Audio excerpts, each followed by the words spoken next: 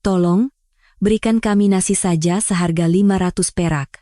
Dengan tangan gemetar, seorang gadis kakak beradik berusia 10 dan 5 tahun menyodorkan sekeping koin 500 perak di warung sederhana Pak Budi yang sudah hampir tutup. Keduanya mengenakan pakaian lusuh, rambut mereka kusut, dan sepatu mereka berlubang hingga memperlihatkan jari-jari kaki yang telanjang. Di dapur, Budi Santoso, sang pemilik, tanpa sadar menghentikan pekerjaannya.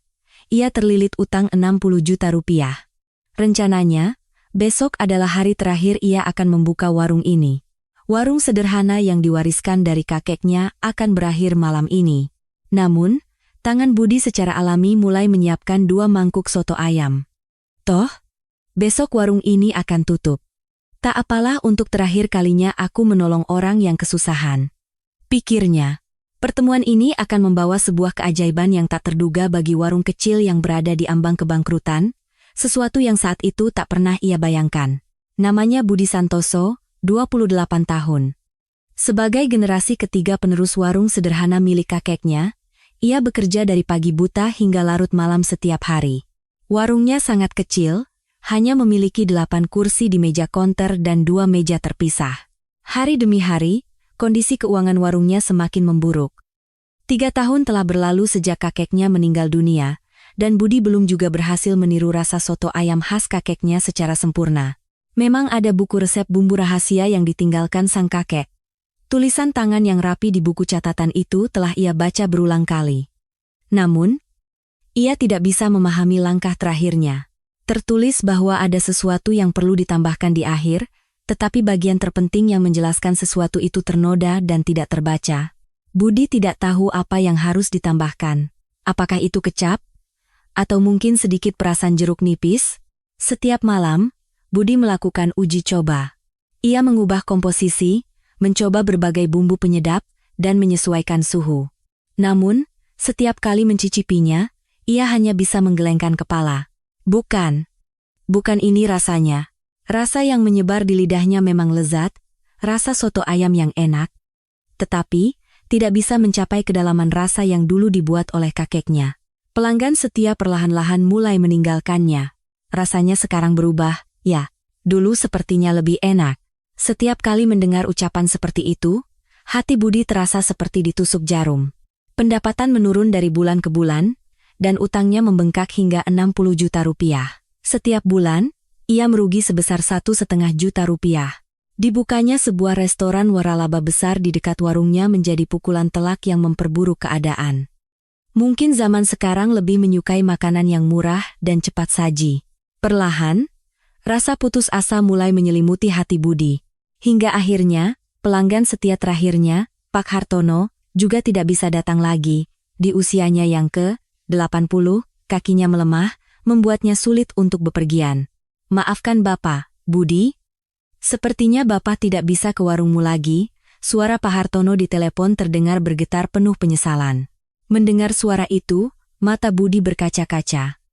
Pak Hartono adalah pelanggan tak ternilai yang sudah datang ke warungnya selama lebih dari 40 tahun, sejak zaman kakeknya. Tidak apa-apa, Pak. Justru saya yang berterima kasih karena Bapak sudah menjadi pelanggan setia selama ini, jawab Budi dengan suara yang dibuat seceria mungkin. Namun, setelah menutup telepon, ia menangis dalam diam. Malam itu, Budi duduk sendirian di meja konter warungnya. Ia menatap lekat foto kakeknya yang terpajang di belakang meja. Wajah kakeknya yang tersenyum ramah. Senyuman itu terasa terlalu menyilaukan bagi Budi saat ini. Kek, maafkan Budi, suara Budi bergetar. Budi tidak bisa mempertahankan warung ini. Rasa yang telah dipertahankan oleh kakeknya seumur hidup. Ia merasa begitu kasihan dan marah pada dirinya sendiri karena tidak mampu mewarisinya. Budi pun memutuskan untuk menutup usahanya. Besok, aku akan menghubungi bank dan memulai proses penutupan warung ini, putusnya dalam hati. Keesokan harinya, menjelang waktu tutup, terdengar suara pintu kayu warung digeser. Selamat datang, sapa Budi. Saat mengangkat wajah, ia terkesiap. Di sana berdiri 2 anak perempuan. Mereka tampak seperti kakak beradik. Yang satu berusia sekitar 10 tahun, yang lainnya mungkin 5 tahun. Keduanya jelas sudah berhari-hari tidak mandi, rambut mereka kusut, dan pakaian mereka robek-robek. Sepatu mereka berlubang, memperlihatkan jari-jari kaki yang telanjang. Sang kakak menggenggam erat tangan adiknya. Tangan itu gemetar, wajah adiknya pucat, sepertinya sedang demam. Pipinya memerah dan matanya sayu. Hati Budi terasa sesak. "Tolong," kata sang kakak dengan suara lirih, bergetar karena gugup, "boleh kami beli nasi saja dengan 500 perak ini?" Melihatnya menyodorkan koin 500 perak dengan tangan gemetar membuat hati Budi pilu. Koin itu basah oleh keringat di telapak tangannya yang mungil. Mata kedua anak itu memancarkan campuran antara keputusasaan dan harapan. Mungkin mereka sudah ditolak di banyak tempat. Namun, melihat sang kakak yang terus berusaha mencari makanan untuk adiknya menggerakkan hati Budi. Sesuatu yang hangat bergejolak di dalam diri Budi. Tak peduli warungnya akan bangkrut besok atau utangnya sebesar 60 juta rupiah. Semua itu tidak penting lagi. Jika ia tidak menolong anak-anak yang kesusahan di hadapannya ini, ia akan menyesal seumur hidup. "Baiklah. Tunggu sebentar, ya," kata Budi. Ia masuk ke dapur dan mulai membuat 2 mangkuk soto ayam. "Toh, besok warung ini akan tutup. Tak apalah untuk terakhir kalinya aku menolong orang yang kesusahan." Tangan Budi bergerak lebih telaten dari biasanya. Memikirkan kondisi sang adik, ia membuat kuah soto yang lebih lembut dan mudah dicerna. Daging ayamnya pun ia suwir tipis-tipis agar mudah dimakan. Bumbu rahasianya mungkin tidak sempurna. Tetapi, ia memasak dengan sepenuh hati, berharap kedua kakak beradik ini bisa sedikit lebih bersemangat. Anehnya, saat itu tidak ada keraguan dalam gerakannya. "Silakan, makanlah yang banyak." Saat Budi meletakkan 2 mangkuk soto di atas meja, kedua kakak beradik itu terbelalak kaget. Soto ayam yang mengepulkan uap hangat, aroma harumnya membuat mata sang adik berkaca-kaca. "Tapi, kami hanya punya 500 perak," kata sang kakak dengan ekspresi bingung. "Tidak apa-apa. Hari ini ada layanan istimewa," Budi tersenyum ramah. "Ayo, makanlah selagi hangat." Kakak beradik itu saling berpandangan, lalu menangkupkan tangan dan berkata, "Selamat makan," dengan suara pelan. Kemudian, mereka mulai melahap soto itu dengan nikmat. "Enak sekali," kata sang adik sambil menangis. Air matanya menetes ke dalam mangkuk sotonya. Sang kakak juga makan sambil menangis. Mungkin mereka sudah berhari-hari tidak makan dengan layak. Keduanya menghabiskan soto hingga tak tersisa sebutir nasi pun. Mangkuknya benar-benar bersih. "Terima kasih banyak," kata kakak beradik itu sambil membungkuk dalam-dalam. Saat itu, sang kakak mengangkat wajahnya dan menatap Budi lekat-lekat. Lalu, dengan suara lirih, ia berkata, "Rasanya sama seperti soto buatan kakek." Tangan Budi seketika berhenti bergerak. "Hah? Apa katamu tadi?" Saat ia hendak bertanya lagi, kedua kakak beradik itu berlari keluar dari warung sambil menangis. "Tunggu." Budi bergegas mengejar, tetapi sosok mereka dengan cepat menghilang di telan kegelapan malam. Budi hanya bisa berdiri termangu di depan warungnya. Angin malam yang dingin membelai pipinya. Kembali ke dalam, Budi menatap mangkuk kosong yang tertinggal di meja. Benar-benar bersih, tidak ada sisa sedikit pun. Rasanya sama seperti soto buatan kakek. Kata-kata itu terukir dalam di benak Budi. Apakah anak-anak itu pernah mencicipi soto buatan kakeknya di suatu tempat? Tapi kakeknya sudah meninggal 3 tahun yang lalu. Misteri itu semakin dalam. Namun, ada perubahan kecil yang mulai tumbuh di hati Budi. Ucapan enak dan air mata kedua kakak beradik itu meninggalkan kehangatan di dadanya. Mungkin, soto yang ia buat sudah mendekati rasa soto kakeknya. Harapan seperti itu muncul dari lubuk hatinya. Malam itu, Budi menunda keputusannya untuk menutup warung selama seminggu. Ia ingin bertemu lagi dengan kakak beradik itu. Ia ingin tahu misteri di balik ucapan mereka tentang soto kakek.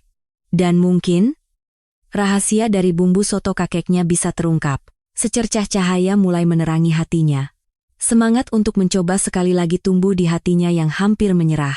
Keesokan harinya, Budi menunggu kedatangan kakak beradik itu di depan warungnya setiap hari. Sebelum buka dan menjelang tutup, ia berulang kali melihat keluar. Namun, sosok mereka tidak terlihat dimanapun. 1 hari berlalu, 2 hari, 3 hari. Mungkin aku tidak akan bertemu mereka lagi, pikirnya. Hatinya terasa sesak. Ia hanya bisa berdoa agar anak-anak itu baik-baik saja. Sambil memikirkan mereka, Budi melanjutkan uji coba soto setiap malam. Soto yang ia buat untuk mereka malam itu, yang kata sang kakak rasanya seperti soto buatan kakek.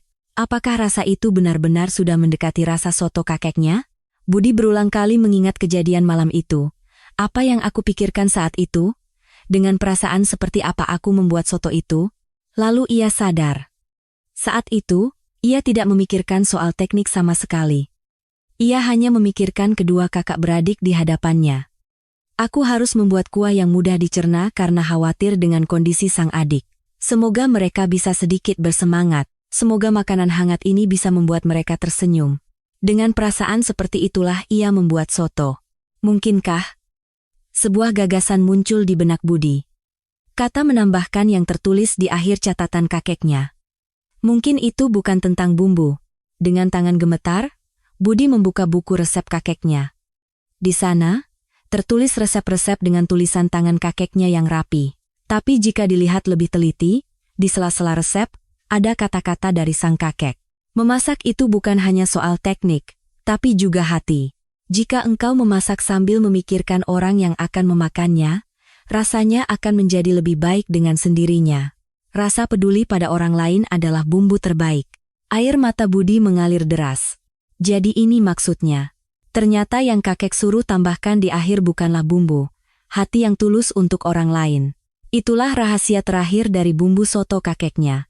Secara teknis, resepnya mungkin sama, tetapi rasanya akan berbeda tergantung pada apakah masakan itu dibuat dengan hati atau tidak. Memasak sambil membayangkan wajah orang yang akan makan, sambil mendoakan kebahagiaan mereka. Itulah rahasia rasa soto kakeknya. Mulai keesokan harinya, Budi memasak soto dengan sepenuh hati. Setiap kali melakukan uji coba, ia bisa merasakan rasanya perlahan berubah. Ini dia. Akhirnya, Budi berhasil menciptakan kembali rasa soto kakeknya. Rasa yang dalam dan kaya menyebar di lidahnya. Itu adalah rasa soto yang selalu dibuat oleh kakeknya. Budi membungkuk dalam-dalam ke arah foto kakeknya. Kek. Akhirnya Budi mengerti. Air mata mengalir di pipinya. Tapi itu bukan air mata kesedihan. Itu adalah air mata kebahagiaan dan terima kasih. Terima kasih telah mengajariku hal yang begitu penting. Namun, kebahagiaan Budi tidak bertahan lama. Meskipun rasanya sudah sempurna, pelanggan tidak kembali. Tidak mudah untuk menarik kembali pelanggan yang sudah pergi. Terlebih lagi, ia tidak punya dana atau pengetahuan untuk berpromosi. Restoran waralaba besar di sekitarnya beriklan di TV dan koran. Warung makan kecil milik perorangan seperti miliknya tidak akan bisa bersaing. 1 minggu penundaan berlalu begitu cepat. Lalu, surat pemberitahuan terakhir datang dari bank. Harap serahkan rencana pembayaran paling lambat minggu depan. Jika tidak, kami akan memulai proses penyitaan. Kalimat dingin itu menusuk hati Budi. Utang 60 juta rupiah. Bagaimanapun ia memikirkannya, tidak ada harapan untuk bisa membayarnya. Sepertinya memang harus ditutup. Dengan berat hati, Budi memutuskan, setidaknya, aku akan menutup warung ini dengan kepala tegak. Dengan pemikiran itu, Budi menulis pengumuman tutup hari terakhir. Tangannya gemetar saat memegang pena. Fakta bahwa ia mengakhiri warung yang telah dipertahankan kakeknya di generasinya sendiri terasa sangat sulit diterima. Tapi ia tidak bisa melanjutkannya lagi. Setelah menempelkan pengumuman itu di depan warung, Budi menghela napas panjang. Di malam hari terakhir, Budi berdiri sendirian di warungnya. Namun, tidak ada satupun pelanggan yang datang. Sambil mengelap meja konter, Budi menangis dalam diam. Kek, maafkan Budi. Suaranya tidak terdengar oleh siapapun. Jarum jam menunjukkan pukul 8 malam. Sudah waktunya tutup, Budi menarik napas dalam-dalam dan hendak mematikan lampu warung. Saat itulah, ia mendengar suara mesin mobil dari luar. Budi tanpa sadar melihat keluar jendela. Sebuah mobil mewah berwarna hitam berhenti di depan warungnya. Siapa yang datang di jam seperti ini? Apalagi di hari terakhir? Pintu mobil terbuka, dan seorang wanita berusia 30-an dengan setelan elegan turun. Di belakangnya, ada 2 sosok kecil. Jantung Budi berdebar kencang. Itu adalah kakak beradik itu. Mereka yang datang ke warung dengan menggenggam koin 500 perak hari itu. Tapi penampilan mereka sangat berbeda. Keduanya mengenakan pakaian yang bersih, rambut mereka tertata rapi, dan pipi mereka kembali merona sehat. Mata Budi terasa panas, hampir menangis. Lalu, seorang pria berusia 60-an yang berwibawa turun dari mobil. Ia mengenakan setelan mahal dan terlihat sangat berkarisma. Keempatnya berdiri di depan warung, dan sang wanita membungkuk dalam-dalam. "Permisi, apakah ini warung sederhana Pak Budi?" Budi bergegas menuju pintu. "Iya, benar." Saat wanita itu mengangkat wajahnya, kedua kakak beradik itu melihat sosok Budi. "Paman," seru mereka gembira. Paman baik hati yang waktu itu. Dada Budi terasa hangat. Mereka baik-baik saja. Mereka sudah sehat. Syukurlah. Sungguh syukurlah. Suara Budi bergetar. Wanita itu kembali membungkuk dalam-dalam. "Perkenalkan, saya Karina, saya ibu dari anak-anak ini." Suara Karina bergetar karena rasa terima kasih dan penyesalan. "Ini putri sulung saya, Rina, dan yang kedua, Maya. Saya Rina." "Terima kasih banyak untuk hari itu," kata gadis berusia 10 tahun itu dengan sopan. "Saya Maya." "Terima kasih," sambung adiknya dengan suara pelan. "Hari itu, putri-putri saya benar-benar merepotkan Anda." Mata Karina berkaca-kaca. Budi menggelengkan kepala.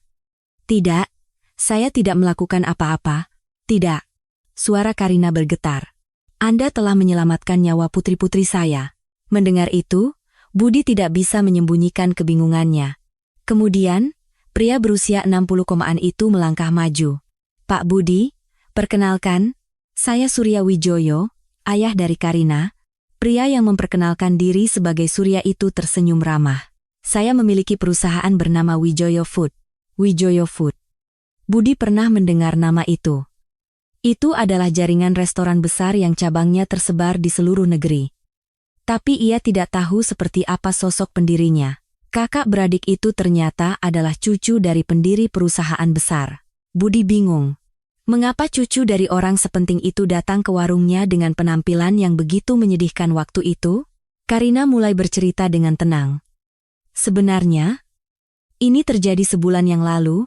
Karina menarik napas dalam-dalam sebelum melanjutkan. "Saya berselisih hebat dengan ayah saya mengenai kebijakan manajemen." Karina adalah lulusan MBA dan telah belajar manajemen yang berorientasi pada efisiensi, pemotongan biaya, manajemen menyeluruh melalui standarisasi. Ia percaya itulah yang dibutuhkan dalam manajemen perusahaan modern. Namun, Pak Surya ingin mempertahankan semangat pendirian perusahaannya. "Menyajikan setiap hidangan dengan sepenuh hati, itulah yang terpenting," katanya. Pendapat keduanya benar-benar bertentangan. "Dengan pemikiran kuno seperti itu, kita tidak akan bisa bertahan," teriak Karina secara emosional. Suaranya bergetar karena penyesalan. Ayah saya menatap sedih dan berkata, "Kalau begitu, pergilah, cobalah bangun usahamu sendiri dari nol." Harga diri Karina terluka. "Saya akan buktikan bahwa saya bisa sukses dengan kekuatan saya sendiri tanpa bergantung pada keluarga," katanya. Lalu pergi meninggalkan rumah bersama kedua putrinya. Namun, kenyataan jauh lebih keras dari yang dibayangkan Karina.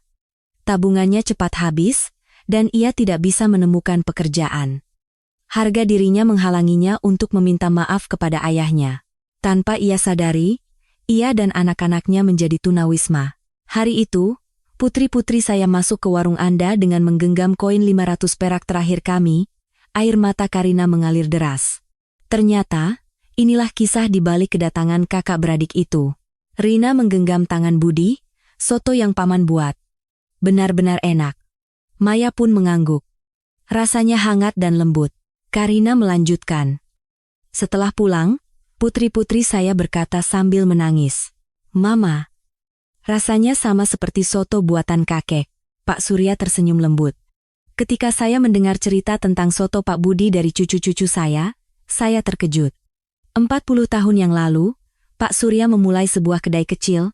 Menu andalannya adalah soto ayam yang dibuat dengan sepenuh hati. Memasak setiap mangkuk sambil membayangkan wajah pelanggan. Ketulusan itu membuatnya terkenal, dan perlahan-lahan usahanya berkembang. "Saya sering membuatkan soto untuk cucu-cucu saya." Mata Pak Surya melembut. "Kami suka sekali soto buatan kakek," kata Rina dengan gembira. Karina menatap Budi. Ketika putri-putri saya menceritakan tentang soto Anda, saya sadar, suaranya bergetar, bukan efisiensi atau angka. Yang ayah saya hargai adalah hati ini. Perasaan tulus dari pembuatnya yang terkandung dalam setiap mangkuk. Perasaan hangat yang mendoakan kebahagiaan orang yang memakannya. Itulah esensi dari masakan. Saya telah kehilangan pandangan akan hal yang penting. Karina menyeka air matanya. Malam itu, saya memutuskan. Saya akan meminta maaf pada ayah. Matanya menunjukkan tekad. Keesokan harinya, saya membawa putri-putri saya ke rumah ayah. Pak Surya melanjutkan. Ketika putri saya datang untuk meminta maaf, saya sangat bahagia. Dan saya mendengar dari cucu-cucu saya. Cerita tentang soto Pak Budi. Pak Surya berhenti sejenak. Saya terkejut mendengar soto Anda memiliki rasa yang sama dengan soto saya. Sejak saat itu, kami segera mulai mencari Anda. Karina pun mengangguk. Kami mendengar nama, warung sederhana dari anak-anak dan akhirnya sampai di sini. Budi masih tidak percaya. Ia hanya memberikan 2 mangkuk soto. Mengapa pendiri perusahaan besar dan putrinya repot-repot mencarinya?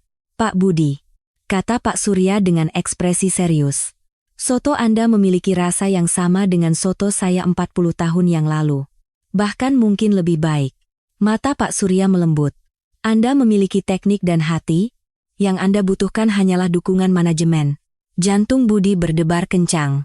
Sebenarnya, ada yang ingin saya minta? Pak Surya membungkuk dalam-dalam. Budi terkejut hingga tak bisa berkata-kata. Pendiri perusahaan besar membungkuk pada pemilik warung kecil sepertinya. Tolong, pinjamkan kekuatan Anda pada kami. Suara Pak Surya sangat serius. Izinkan kami melindungi warung Anda. Budi bingung. Melindungi? Pak Surya mengangkat wajahnya. Pak Budi, Wijoyo Food akan melunasi utang warung Anda. Apa? Suara Budi bergetar. Tapi ada syaratnya, lanjut Pak Surya. Tolong hidupkan kembali warung ini sebagai cabang waralaba dari Wijoyo Food. Waralaba? Ya. Tapi ini bukan waralaba biasa. Karina mengambil alih penjelasan. Pak Budi akan tetap menjadi kepala koki di sini. Dan kami ingin Anda mengajarkan masakan tulus Anda kepada para koki muda kami. Mata Pak Surya bersinar serius. Semangat pendirian yang saya hargai 40 tahun lalu, saya ingin mereka mempelajarinya dari Anda. Mata Budi terasa panas. Pak Surya menambahkan. 50% dari pendapatan akan menjadi bagian Pak Budi. Budi merasa seperti sedang bermimpi.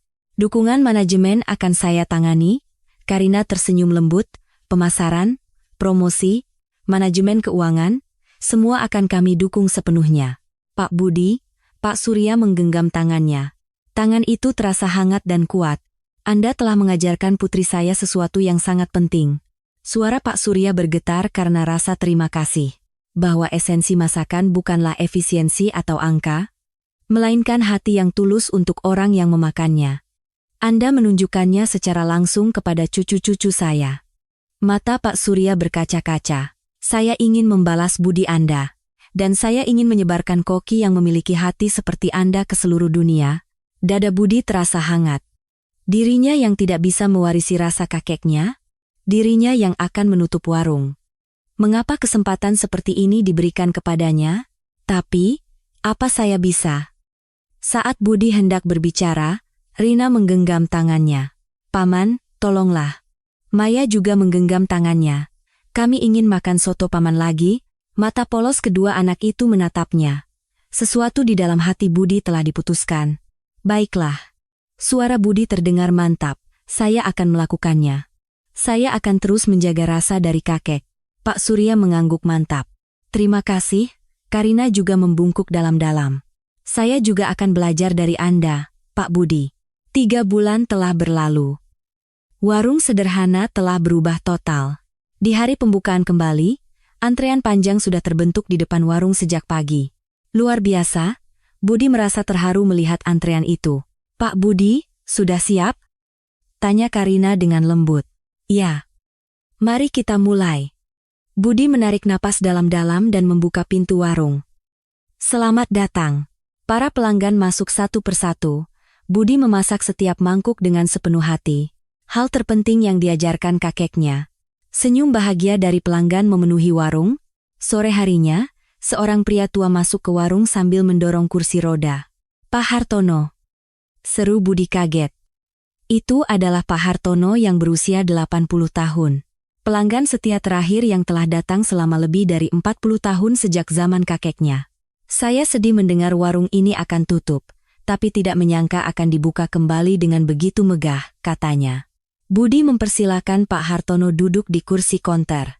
"Pak Hartono, silakan ditunggu." Budi membuat soto dengan sepenuh hati. "Silakan dinikmati." Budi meletakkan mangkuk soto di depan Pak Hartono. Dengan tangan gemetar, Pak Hartono mengambil sendoknya. Lalu, satu suap. "Ini dia. Ini rasa soto kakekmu. Bahkan lebih enak," suara Pak Hartono bergetar. Rasanya dibuat dengan hati. Air mata mengalir di pipi Pak Hartono. Mata Budi pun ikut berkaca-kaca. "Kek, akhirnya soto ini sempurna." Saat itu, Pak Surya, Karina, Rina, dan Maya masuk dari pintu depan. "Pak Budi, selamat," kata Pak Surya dengan senyum hangat. Rina dan Maya berlari ke arah Budi. "Paman, berkat pertolongan Paman waktu itu, kami bisa ada di sini sekarang." Karina berdiri di depan Budi. "Pak Budi, semangkuk soto Anda telah mengajarkan saya hal yang sangat penting." Matanya berkaca-kaca. "Bukan efisiensi atau angka, tapi hati." Pak Surya menepuk pundak Budi. "Pak Budi, teruslah memasak dengan sepenuh hati." Budi mengangguk sambil menyeka air matanya. "Baik, Pak. Rasa yang diwariskan dari kakek ini akan terus saya jaga." Tepuk tangan hangat menggema di dalam warung. Budi membungkuk dalam-dalam ke arah foto kakeknya. "Kek, lihatlah Budi." Suaranya terdengar lembut. Budi akan terus memasak dengan sepenuh hati, mangkuk demi mangkuk. Warung itu penuh sesak, dipenuhi oleh tawa, percakapan, dan suasana bahagia. Rasa yang dipertahankan oleh kakeknya. Itu bukan hanya tentang teknik, tetapi juga tentang pentingnya memasak dengan hati. Budi akhirnya bisa memahami kebenaran itu. Sejarah baru warung sederhana Pak Budi baru saja dimulai.